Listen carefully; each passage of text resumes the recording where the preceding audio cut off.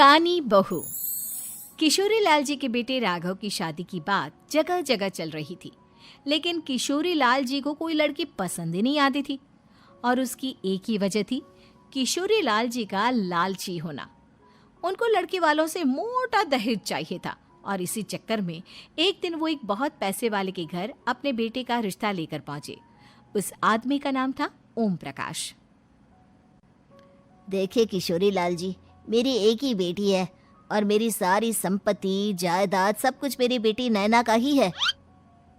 पापा, नाम से लगता है बहुत खूबसूरत होगी। कितना अच्छा नाम है ना, नैना। ओ, वैसे बात तो सही है आपकी। अब इतना पैसा है, जमीन जायदाद है, इकलौती बेटी, आप भी क्या करेंगे? सब कुछ उसे ही देंगे ना। बिल्कुल ठीक पहचाना आपने। बस बेटी की शादी और सारी जायदाद उसके नाम। पापा, बिना देखे हाँ कर दीजिए ना। इतना अच्छा रिश्ता फिर कहाँ मिलेगा? माला माल हो जाएंगे हम। मैं अपनी बेटी को बुलाता हूँ। अरे नहीं नहीं नहीं नहीं, आपकी बेटी का नाम नैना है, सुनकर ही लगता है बहुत सुंदर होगी। रहने दीजिए अंकल, मैं तो आपकी बेटी के नाम से ही इतना खुश हो गया हूँ कि उसे बिना देखे शादी करने को तैयार हूँ।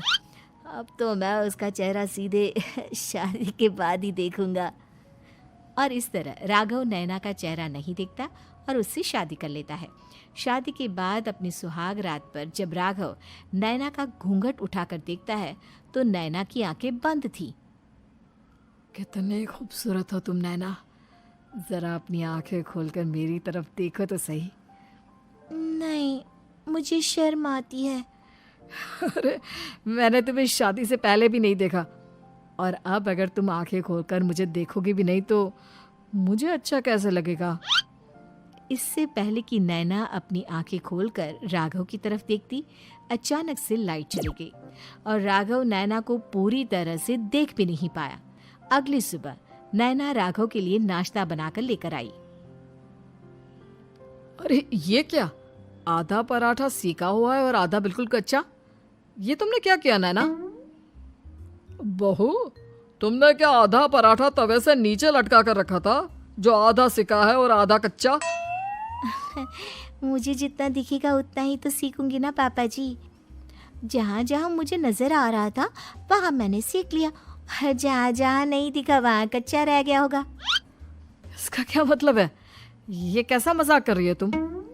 अरे बहू, तुमने इतना लंबा घूंघट क्यों लगाया हुआ है? देखो, हमारे घर में बहुओं को बेटी की तरह रखा जाता है, और फिर तुम तो इतना सारा माल लेकर आई हो।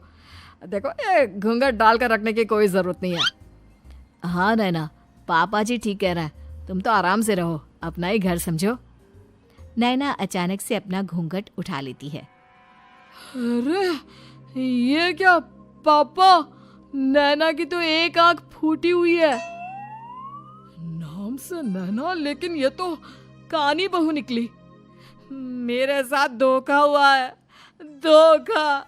बिना दिखाए अपनी कानी लड़की मेरे संग ब्याह दी। मुझे कानी भी नहीं चाहिए। मुझे अभी ओम प्रकाश जी से बात करनी पड़ेगी। आखिर उन्होंने मेरे साथ ऐसा किया क्यों? अरे, आप लोगों ने ही तो पापा से कहा था कि आप लोग शादी से पहले मुझे देखना नहीं चाहते। अब मेरे पापा पर क्यों इल्जाम लगा रहे हैं? अरे लेकिन उन्हें बताना तो चाहिए था ना कि तुम कानी हो, एक आंख से तुम्हें दिखाई नहीं देता।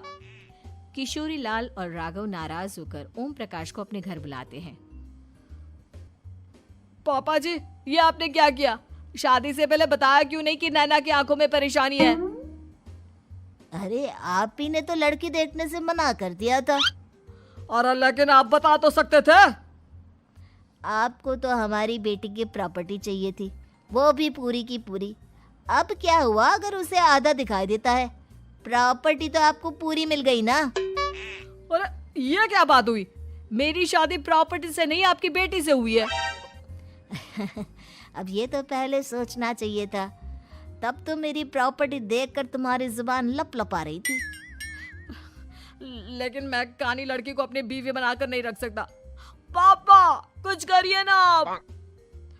हाँ, करता हूँ। देखिए ओम प्रकाश जी, आप हमारे साथ ऐसा नहीं कर सकते।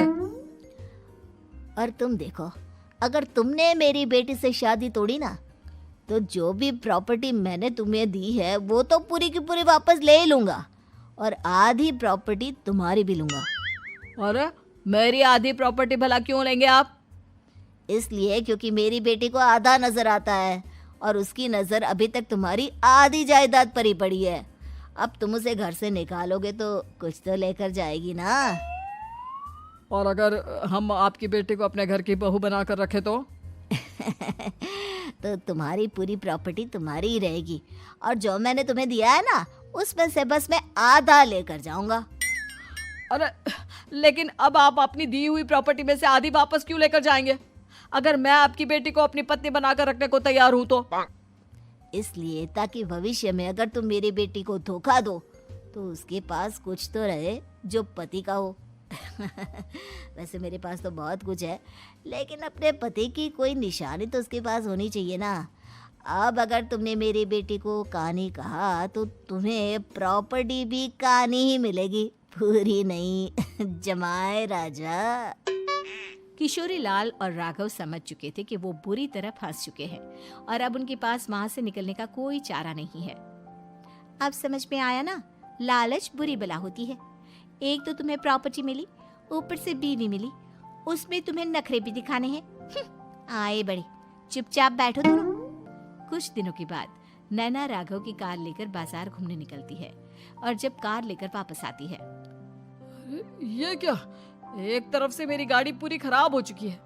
लगता है तुमने मेरी गाड़ी को किसी दूसरी गाड़ी के साथ एक्सीडेंट किया है। अरे अरे कितना बड़ा नुकसान कर दिया तुमने बहू। वो क्या है ना पापा जी, मुझे एक आंख से दिखाई नहीं दे रहा था, सामने से गाड़ी आ रही थी। मुझे तो सिर्फ आधा ही दिखाई दिया और वो गाड़ी मेरी कार से रगड़ते हुए निकल गई। अब मैं क्या करूं बताओ?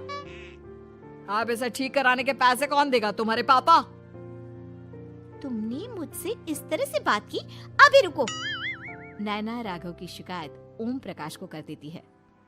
देखो राघव, अब जो मेरी आधी प्रॉपर्टी तुम्हारे पास थी ना, उसमें से आधी और मैं लेकर जाऊंगा, क्योंकि तुमने मेरी बेटी को डांटा।